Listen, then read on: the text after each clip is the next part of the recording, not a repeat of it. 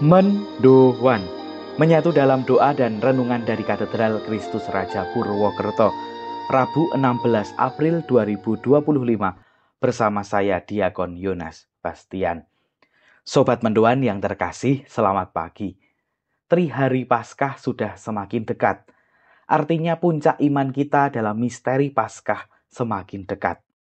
Di hari Rabu dalam pekan suci ini, kita diajak untuk merenungkan Injil Matius bab 26 ayat 14 sampai dengan 25. Dalam nama Bapa dan Putra dan Roh Kudus. Amin. Tuhan bersamamu dan bersama rohmu. Inilah Injil suci menurut Matius. Dimuliakanlah Tuhan.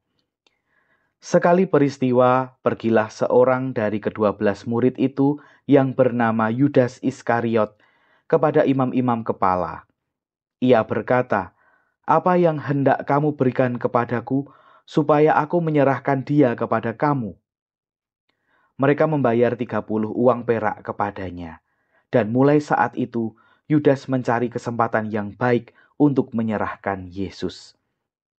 Pada hari pertama dari hari raya roti tidak beragi, datanglah murid-murid Yesus kepadanya dan berkata, "Di manakah engkau kehendaki kami mempersiapkan perjamuan Paskah bagimu?"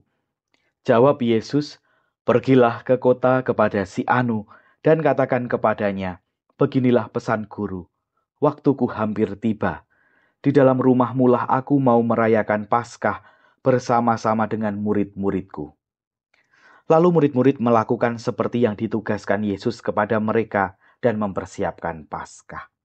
Setelah hari malam, Yesus duduk makan bersama-sama dengan ke-12 murid itu, dan ketika mereka sedang makan, ia berkata, "Aku berkata kepadamu, sesungguhnya seorang di antara kamu akan menyerahkan aku." Dan dengan hati yang sangat sedih, berkatalah mereka seorang demi seorang kepadanya, "Bukan aku ya Tuhan?" Yesus menjawab, "Dia yang bersama-sama dengan aku mencelupkan tangannya ke dalam pinggan ini, dialah yang akan menyerahkan aku. Anak manusia memang akan pergi sesuai dengan yang ada tertulis tentang dia, tetapi celakalah orang yang olehnya anak manusia itu diserahkan. Adalah lebih baik bagi orang itu sekiranya ia tidak dilahirkan."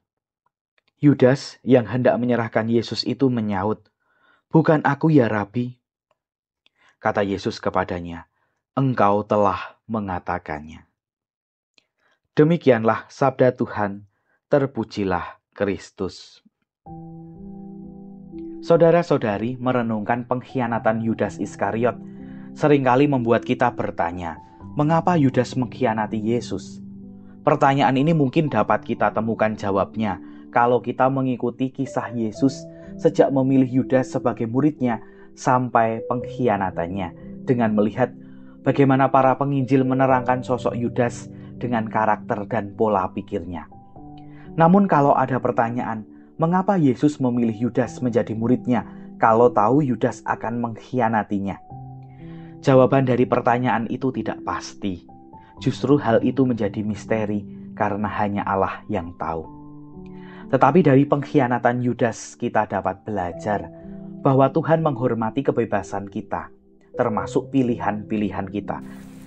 Hanya saja sebagai pengikut Kristus, kita perlu menempatkan Kristus sebagai pedoman utama dan menggunakan cara pandangnya dalam setiap pilihan kita, bukan pandangan atau selera pribadi yang seringkali justru bertentangan dengan kehendaknya.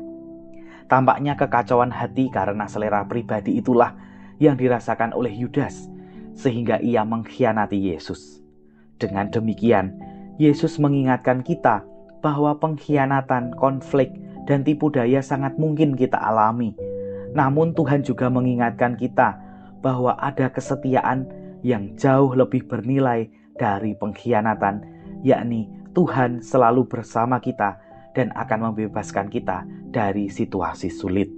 Oleh karena itu, kita harus berhati-hati agar tidak menjadi Yudas-Yudas modern yang menjual kesetiaan iman kita demi kepentingan pribadi.